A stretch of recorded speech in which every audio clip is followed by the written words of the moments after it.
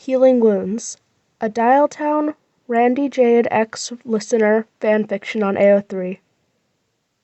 2 hours. Randy was 2 hours late.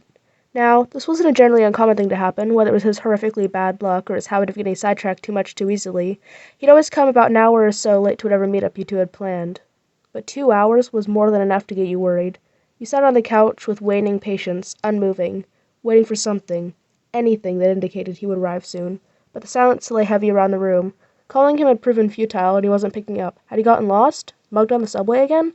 Killed? You wanted to tell yourself you were overreacting, but you knew you weren't. Rotary Christ, he has bad luck. The couch squeaks as you get up, agitatedly unlocking the door as you get a look outside. The door swings open, bringing a wave of frostiness across your body. You have half a mind to go back and get a jacket, but a very concerning sight locks you in place. Randy, not too far off in the distance, limping his way towards the door. He seems to notice you too, his cloudy vision immediately tunnel-visioning on you. You practically run down the stairs, almost tripping on yourself. "Randy!" you call out, stunned. Nearing him, you get to see him clearly. He's got a huge gash on his cheek. His sweater sleeves were torn practically to shreds. His arm bandages were gone, revealing old scars and some new ones. "What?" "The Swan's got their revenge," he mumbled shakily, staring at the floor. You sigh, slightly relieved that he's not dead, and slightly because he really needs to stop using the park as a shortcut to get to your house. "Oh, Randy, come on, let's get you bandaged up," you say, struggling to find a way to help him walk easier. You opt for putting your arm under his and grabbing him around the waist. You ignore the way blush creeps onto his face, to save yourself from the embarrassment of explaining the reason why you had to waist grab him. "You really need to stop taking shortcuts to the park," you reiterated as you walked back to the apartment. "Yeah, I know." He agreed as you helped him up the stairs. The living room had grown cold, as you had helped him onto the couch. "Don't move. I'm going to get some extra bandages," you say, speed walking into the bathrooms and grabbing a bottle of hydrogen peroxide and some spare bandages out of the bin.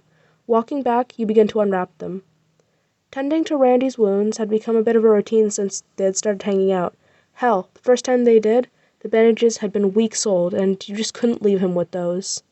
It's not like his fault, though. Sometimes he just can't buy new ones. You make it back to the living room, sitting next to him and taking the hydrogen peroxide, motioning for you to give him his hands. As he does, you pour a bit onto the cloth.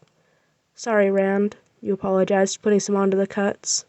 He winces as you mumble some more apologies and wrap his hands up. You do the same with his other hand. It's practically muscle memory by now. You finish, looking up at Randy to gauge his feelings. He's staring at you. He immediately looks away, letting you blush without him looking. "Is that all right?" you ask. He nods. Yeah, thank you. You shouldn't have to do this all the time, you know." He smiled, fiddling with the bandages and he had come back to face you. "Oh, it's no problem, Randy. I just couldn't leave you like that." You smile back as you pour some more hydrogen peroxide onto the cloth and tackle the cut on his cheek. You stifle another apology as you place it on his cheek. He immediately flinches away. "Sorry," you say, as Randy steels himself for when you do it again. You place your free hand on his non-cut cheek so he won't move, which immediately makes him blush very noticeably. Whether you did it intentionally or reason or not, you won't admit. He seems to completely forget the stinging wound as you clean it. You try your hardest not to look into his eyes. As you take your sweet time cleaning the wound, you notice how cold he is. That may be why he leans into your free hand, shutting his eyes and taking in the warmth of it. Once you felt this, the moment was gone. Just for long enough. You take the cloth off his face and clean it dry with the other side of the cloth. With the way he's leaning into your hand, you just couldn't take it away from him.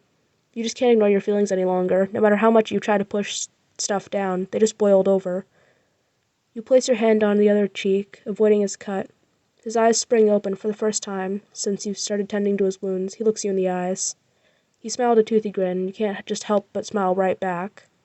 "Randy," you start, your voice barely above a whisper. "Can I?" you began before he blurts out. Yes." You shakily nod before leaning into a kiss. It's short and sweet, but it sticks with you, like melted taffy. There's a silence in the room, and almost immediately Randy covers his face with his hands. He's mumbling something indecipherable, and your brain picks out a word. Love. So fast you almost miss it. Even if the circumstances would have led you to assume this would be a last strew of words, it felt euphoric just to hear it from him. "Huh?" You smile, praying to hear him say it again. He doesn't speak for a moment, too flustered to take his hands off his face. I love you," he breathes, peeking out his hands and trying to gauge your reaction. You sigh out a breath you didn't realize you were holding, slowly letting it out. I love you too. His eyes light up, and as you almost knock him over with a hug, absolutely overjoyed, he lets out a giddy laugh as he tries to stabilize himself. You immediately let go of him, and in that moment, completely forgetting he was still riddled with swan-related injuries. Sorry, you apologize, still laughing in disbelief. He shakes his head. Don't worry, he says, as you interlace your hand with his. Neither of you has the slightest notion of how to continue, so Randy decides to take the lead and say, Should we start a movie up? Ah, right, that's what you would come here to do, watch a movie. Yeah, right, yeah. You agree, letting go of his hand as you move to grab the remote from the coffee table. You both picked out a movie to watch beforehand. It was a cheesy Christmas Hallmark movie. It seemed on theme. As the movie started up, you both snuggled up next to each other, in a ton of blankets, turning the lights down. How the movie ends eludes both of you, since you're already asleep, resting on each other by the end of the time the credits roll. Thanks for listening.